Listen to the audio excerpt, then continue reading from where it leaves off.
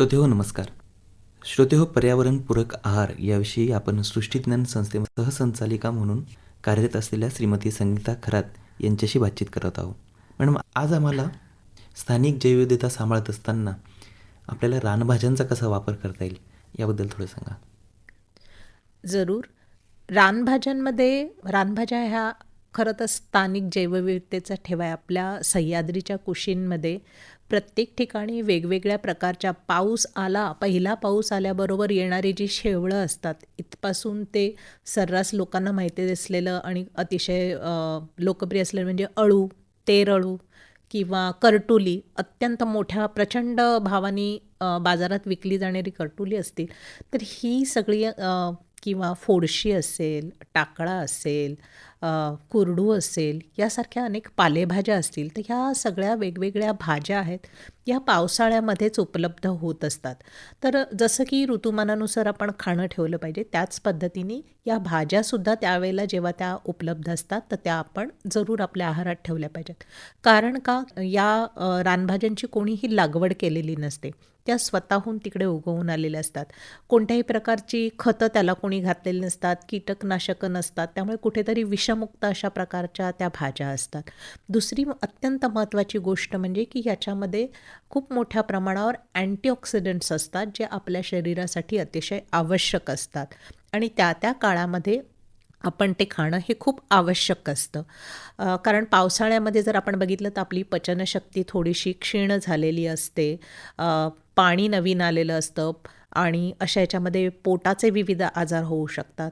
त्यामुळे याचा आपण जरूर आपल्या आहारामध्ये त्या काळामध्ये केला पाहिजे.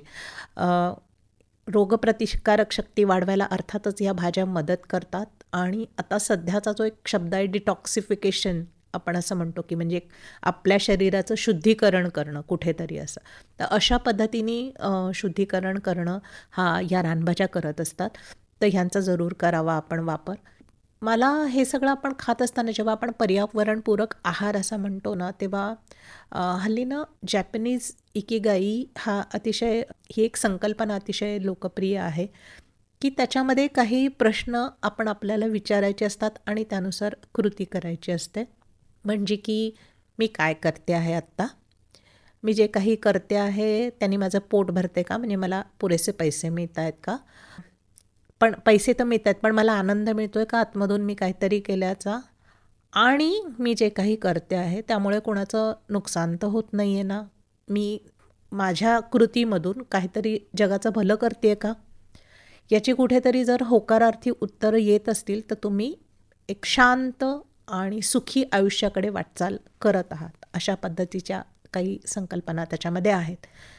मला हे प्रश्न खूप महत्त्वाचे वाटतात जेव्हा आपण अन्नाबद्दल विचार करतो तेव्हा, की मी काय खाते आहे? ते खाऊन माझ्या शरीराला काय मिळतं आहे? मला ते खाऊन चांगलं वाटतं आहे का? माझे आरोग्य सुधारतं आहे का? आणि हे मी माझं करत असताना हे अन्न पिकवणारा जो शेतकरी आहे तो सुखी आहे का? मी जे अन्न खाते आहे त्याचा या पर्यावरणावर काही वाईट परिणाम होतो आहे का? असा एक जर विचार तुम्ही अन्नाच्या बाबतीमध्ये सुरू केला, प्रत्येक वेळेला तुम्ही जी पण गोष्ट खात आहात, तुम्ही हातात घेतल्यावर खाण्यापूर्वी जर ही घंटा तुमच्या मागे कुठेतरी मनामध्ये, डोक्यामध्ये वाजलीच पाहिजे, तुम्ही सुजाण नागरिक आहात तर. जर ही वाजत असेल आणि त्यानुसार जर तुम्ही तुमच्या अन्नाची निवड करत असाल, तर तो खरा पर्यावरणपूरक आहार असेल. श्रोतेहो, पर्यावरणपूरक आहार या मालिकेमध्ये आपण श्रीमती संगीता खरात यांच्याशी बातचीत केली. खूप छान पद्धतीने आपल्याला त्यांनी समजावून सांगितलं की आपल्या आवडी आणि निवडींनी आपण पर्यावरणाचं कसं संवर्धन करू शकतो, आपल्या आजूबाजूला असलेल्या जैवविविधतेचं कसं संवर्धन करू शकतो. मॅडम, आपण आम्हाला वेळ दिलात त्याबद्दल धन्यवाद. धन्यवाद.